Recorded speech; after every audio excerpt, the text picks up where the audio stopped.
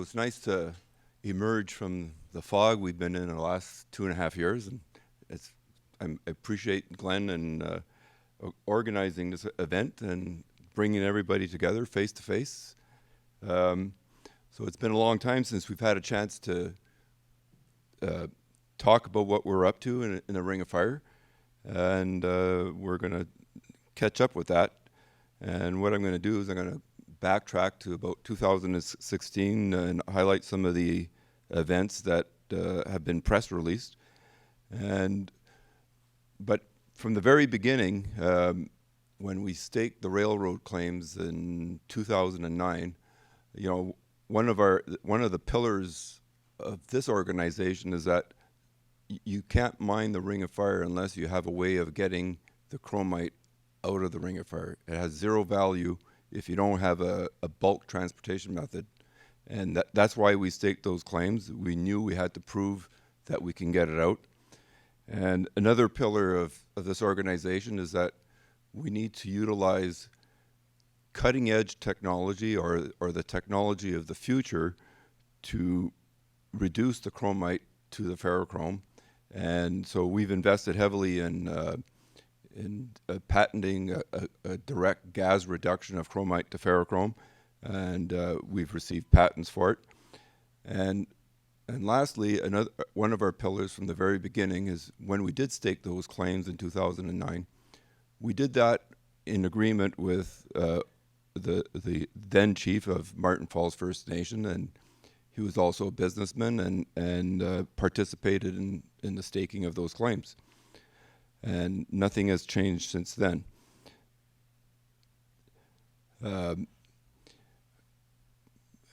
When Martin Falls and Webequie announced a few years ago that they were going to become the proponents of the construction of roads in the James Bay lowlands, we applauded that because we thought that was truly the role of the First Nations, is to lead the development in the Ring of Fire, not to be simply a stakeholder.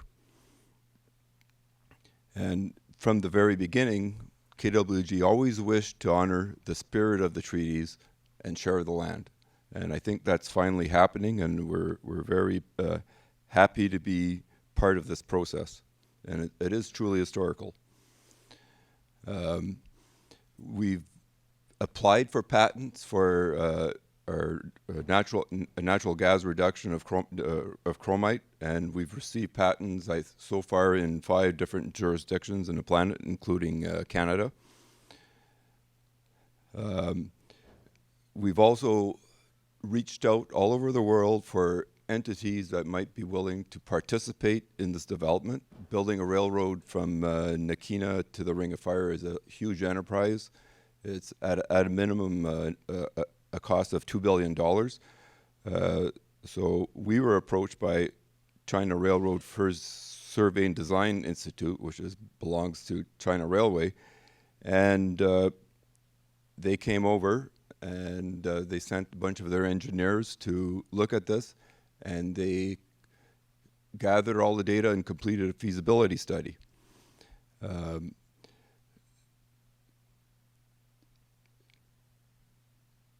But we're not, KWG is not simply about bulk transportation and roads. We realize that the communities up there need roads. So we hired the best road builders in the world, and that's the forestry industry of Northwestern Ontario. And here in Thunder Bay, Green Forest Management was engaged to study all, based on the terrain, all of the road alternatives up beyond the existing roads as far north as Winneman. And we shared that, we paid for that, and we shared that information widely. So we did get our patent for the in Canada, and not shortly, in about the same period of time, we were invited to go to Xi'an, China. That's the home of FSDI. They had completed their feasibility study, and Martin Falls, representatives of Martin Falls also went, and we were very well received. And that remains a project on the side, and Tony will tell you a bit more about that later. Um, Not long after that, the world is watching. In this case, the International Chromium Development Association asked us to go to Paris and update them on what's going on in the Ring of Fire. And they also invited Martin Falls to go to Paris and give their perspective on what's going on in the Ring of Fire. And again, we were very well received because the world is watching. So in 2018, again, this is about the environmental assessment proponency of Martin Falls and Webequie. We applaud that, and we're glad to witness this in our history. A year and a half ago, we hired Tony Marquis, who will follow behind me, to talk more about the bulk transportation options. Tony is a railroader. He retired from CN, but also from CP, and also worked for CN. And we're glad to have him on board. We need that expertise. One of the things that we did last year is we hired a company called Railbayer, which is based out of Sudbury. They have an alternative to trains, which is machinery that is really a blend of a roller veyor and railroad, and reduces our costs to operate and ship our chromite out. And this railveyor needs electricity, so we created a joint venture between them and Cormorant Utilities to conduct an engineering financial study of putting that into place, and that was completed. At that same time, one of the principals of Cormorant, Fiona Blondin, became a board member of KWG, and the company is really made up of a bunch of sub-companies which are listed here at the base. And a year ago, we engaged Megan McElwain to be the president of KWG. Frank Spank remains the CEO, and Megan is over here with us today. And so we completed the study that was undertaken by and so something's missing here. Sorry. Right. So one of the important partners that we had in developing our chromite reduction, or direct reduction of chromite, was Natural Resources Canada. So the federal government invested $8 million over an 8-year period of time to understand the nature of the chromite in the Ring of Fire and how to best reduce it to ferrochrome, and also how to deal with the byproducts.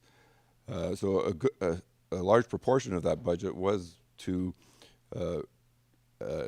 test the reduction using natural gas, and they did a very good job. And one of the outcomes of this project is that if you reduce chromite by natural gas, you lower your cost by 30%, and there's also a reduction in the total amount of greenhouse gases. And so they, as well as us at this point, we've reached the point where we need to step up to pilot this technology, and we've done about as much as we can. Piloting is very difficult because you're looking for different types of furnaces to test a bulk sample in. And just recently we announced that we bought the property that we had under option, which contains our largest chromite resource, the Black Horse. That property originally was taken by company Fancamp, which we had under option through another company, and we've now bought out their interest, and we are the controlling owner of that property, and so we can now look forward to doing more work. We are planning on doing more surveys on the property this year, and we're also going to undertake to do a preliminary economic evaluation of the Black Horse Chromite project. So the in blue is the fan camp claims that we just announced that we are now in control of. We control the green claims. I think they're green up there, yeah. That was a purchase from McDonald Mines a few years ago. And of course, we're 30% share owners of the claims that contain the Big Daddy Chromite deposit. And now I'd like to introduce Tony Marquis, who's going to speak about the bulk movements. Thanks, Mo. Thanks, Michael. Thanks for being here, everybody. I was brought in to build and run a heavy haul railroad. When I looked at the costs that were first presented to me by the KWG team, I thought they were a little bit light. And then when you're looking at maybe 6, maybe 8 million tons per year of ore coming out, the return on invested capital may not be there. So I explored another potential solution for this, what we're calling the utility corridor. As Mo said, we staked over 300 kilometers of claims on gravel deposits between Nakina and the Ring of Fire. We've completed scope studies and costing studies with Railveyor and Cormorant. Railveyor, it's a light haul rail system. They will carry the ore from the Ring of Fire down to Nakina. It can be transloaded at Nakina. It can be processed at the area, and we'll talk about that, the processing in a second. It can also haul goods north and material north to the communities and to the mine site. So the overall transportation solution, though, is what do you do with 6 million tons of the chromite? Well, Nakina is located on the CN main line.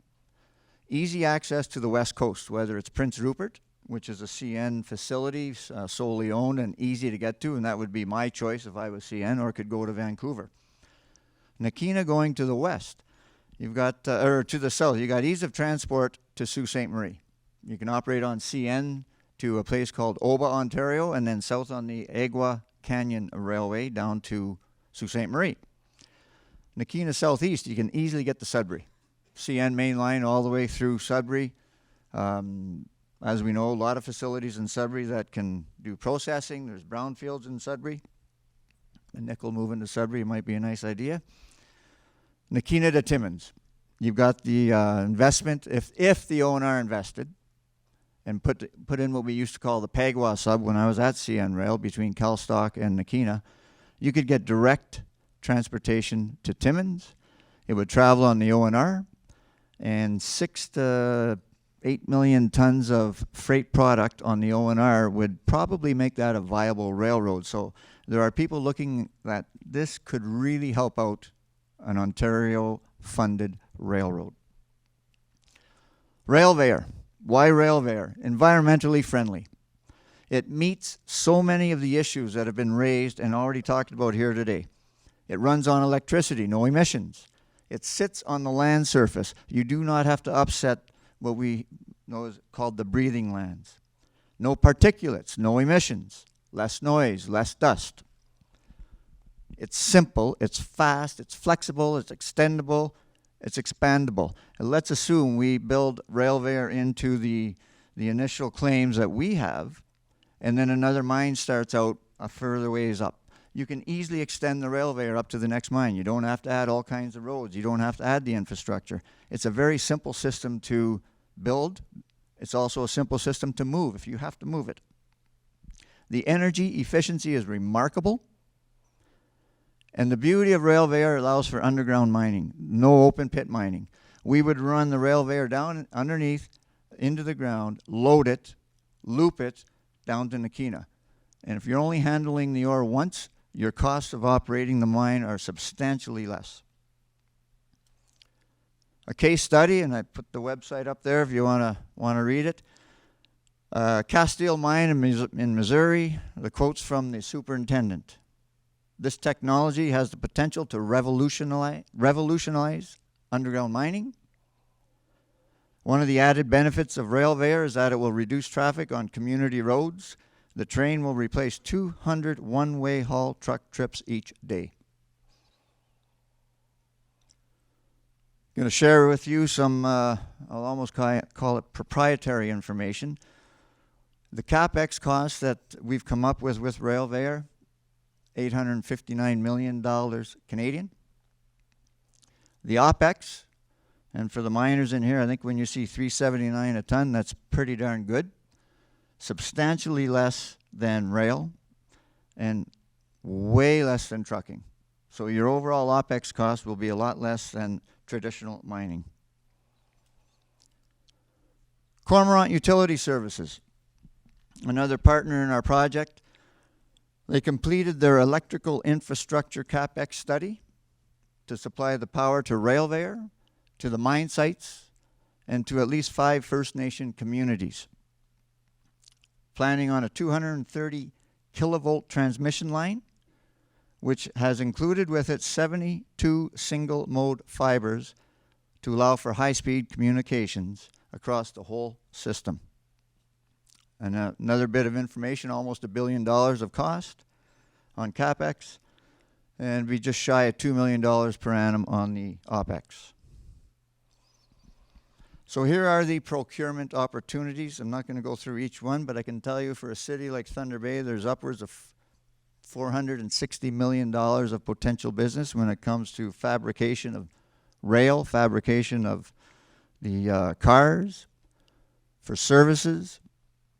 The only thing that Railware would have to produce themselves are the drive stations.